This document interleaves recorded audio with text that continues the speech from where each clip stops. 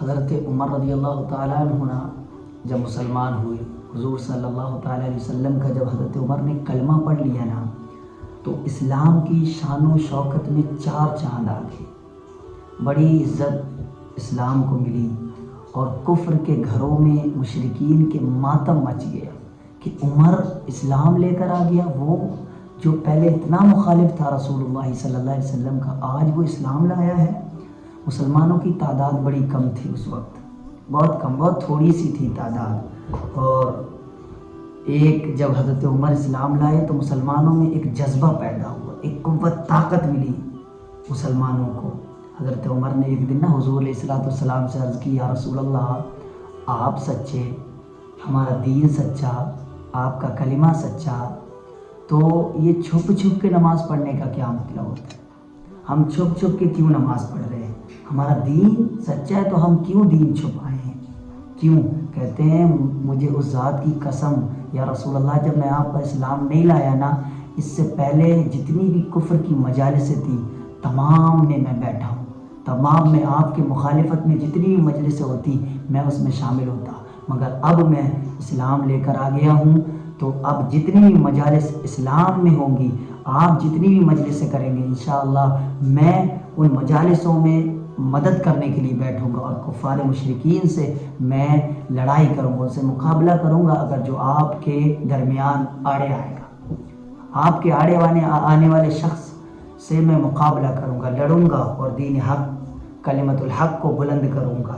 حضرت عمر نے یہ کہا، اور یہ کہہ کر نا حضرت عمر کعبے کے طواف میں مشغول ہوئے، اور زور زور سے کعبے پر کلمہ طیبہ کا ورد کر رہے، زور زور سے۔ مشرکین نے یہ سنا نا، سن کر تمام آپ پر حملے کرنے کے لیے آ گئے، حضرت عمر پر حملہ کرنے کے لیے مشرکین آ گئے، کیونکہ جب یہ اعلان کر کے گئے، حضور کو بتا کر گئے، اور یہ مکۃ المکرمہ میں طواف کرنے لگے اس کا، اور کلمہ شریف کا ورد کرنے لگے زور زور سے، تو مشرکین نے کلمے کا ورد سنا کہ عمر کلمے کا ورد کر رہا ہے، تمام کے تمام حملے کرنے کے لیے آ گئے۔ آپ نے ڈٹ کر کے ان مشرکین کا حملہ کیا، اور ایک کو نہ گرایا، اور اس کے سینے پہ چڑھے، اور 2 انگلیاں اس کے آنکھوں میں ڈال دی، وہ جیسے ہی چیخا تمام مشرکین گھبرا گئے، خوف زدہ ہو گئے حضرت عمر رضی اللہ تعالیٰ عنہ سے، خوف زدہ ہوئے۔ پھر حضرت عمر رضی اللہ تعالیٰ عنہ نے مجلس کی آواز بلند کی اور کہا کہ ہے کوئی آئے عمر کا مقابلہ کرے، کہ آئے کوئی، اگر جو شخص رسول اللہ صلی اللہ علیہ وسلم کے خلاف کھڑا ہوا تو پھر اس کا فیصلہ میری تلوار کرے گی، کسی کو بچے یتیم کرانے ہو تو وہ آ جائے میدان میں، کسی کو بچے یتیم کرانے ہو تو وہ میدان میں آئے۔ حضرت عمر کا بڑا دبدبہ تھا، اسلام کو بڑی شان و شوکت ملی۔ آج حضرت عمر پر کچھ لوگ بڑا تانا زنی کرتے ہیں، اللہ تعالیٰ انہیں ہدایت عطا کرے، مگر حضرت عمر بڑے جلیل القدر صحابی رہے، بڑے اسلام لانے کے قبل تو زندگی بڑی عجیب رہی، مگر اسلام لانے کے بعد کی زندگی بڑی سادگی کی زندگی تھی، بڑی سادگی اور نرمی والی زندگی تھی، مگر جہاں سختی سے پیش آنا ہوتا حضرت عمر وہاں سختی سے پیش آتے، ورنہ بڑے نارمل رہا کرتے حضرت عمر۔ دبدبہ حضرت عمر رضی اللہ تعالیٰ عنہ کا بڑا تھا، بڑا دبدبہ تھا۔ پھر جب یہ حملہ ختم ہوا نا تو حضور علیہ الصلوۃ والسلام کلمت حق کا اعلان کرنے کے لیے کہ تمام کے تمام کو اعلان کیا جائے کہ اب ہم کھلے میدان میں نماز پڑھیں گے، یہ کہا حضرت عمر نے حضور سے، کہا حضور آپ اعلان فرما دیں اب کہ عمر اسلام لایا ہے، اگر کوئی اسلام کے آڑے آئے گا تو ہم پھر عمر کی تلوار چلے گی، فیصلہ کرے گی۔ کہا حضور آپ اعلان کیجئے، تمام مسلمان جتنے بھی مسلمان اسلام لے کر آئے وہ کھلے میدان میں نماز پڑھیں گے، اپنے اسلام کا اظہار کریں گے، تمام لوگوں کو بتائیں گے۔ حضرت عمر آگے آگے، حضور کے آگے آگے، اور حضرت حمزہ پیچھے پیچھے، کہتے آئے کوئی اگر ہے تو۔ یہ حضرت عمر کا دبدبہ تھا، کہاں پا کرتے تھے حضرت عمر سے۔ ایک روایت میں آتا ہے نا، حضور علیہ الصلوۃ والسلام ایک جنگ سے واپس تشریف لے کر آئے تو ایک لڑکی تھی، اس نے عرض کی یا رسول اللہ میں نے نا نظر مانی تھی، ایک نظر مانی تھی کہ اگر آپ جنگ سے بخیریت واپس لوٹے نا، بخیر صحیح سلامت واپس لوٹے تو میں نے آپ کے لیے دھب بجانا ہے اور کچھ گانا ہے۔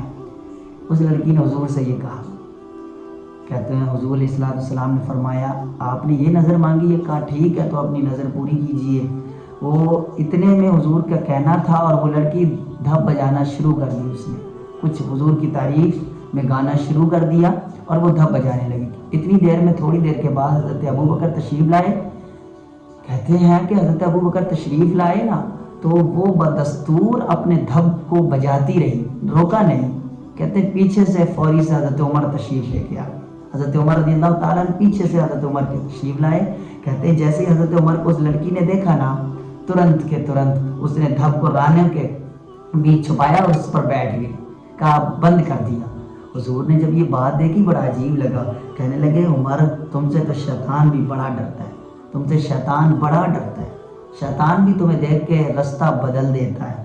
فرمایا یہ میرے سامنے ابو بکر آئے, یہ گاتی رہی بجاتی رہی, مگر جیسے ہی آپ کو دیکھا اس نے دھب بجانا بند کر دی. تم سے تو عمر شیطان بھی بڑا ڈرتا ہے. تو حضرت عمر کا بڑا دبدبا رہا تھا, بڑا دبدبا, ایک خوف رہتا تھا لوگوں میں حضرت عمر کا. صرف کلمت حق کے لیے حضرت عمر رضی اللہ تعالیٰ نے اسلام لانے کے بعد آواز اٹھائی, ورنہ بڑی نارمل کی زندگی تھی حضرت عمر رضی اللہ تعالیٰ عنہ کی. بندے آ کے پوچھتے حضرت عمر کو کہ وہ عین الملک بادشاہ کدھر ہے, تو لوگ کہتے ہیں ابھی سے ادھر سے نکلے ہیں. لوگ بڑے حیران رہتے ہیں, بادشاہ ہے, خلیفہ ہے, اور خلیفہ اس طرح راستوں میں پھرتا ہے, اس طرح کی بھی زندگی. مگر جب جہاں دبدبہ کی ضرورت, جہاں سختی سے پیش آنے کی ضرورت ہوتی, وہاں حضرت عمر سختی سے پیش آتے, بڑی سختی بھی کیا کرتے, بہت نرمی بھی کیا کرتے تھے. دونوں کردار حضرت عمر کا رہا. تو اسلام لانے کے بعد حضرت عمر کو بڑی عزت بھی حضرت عمر کو ملی, اور عمر کی بنا پر اسلام کو بھی بڑی عزت ملی.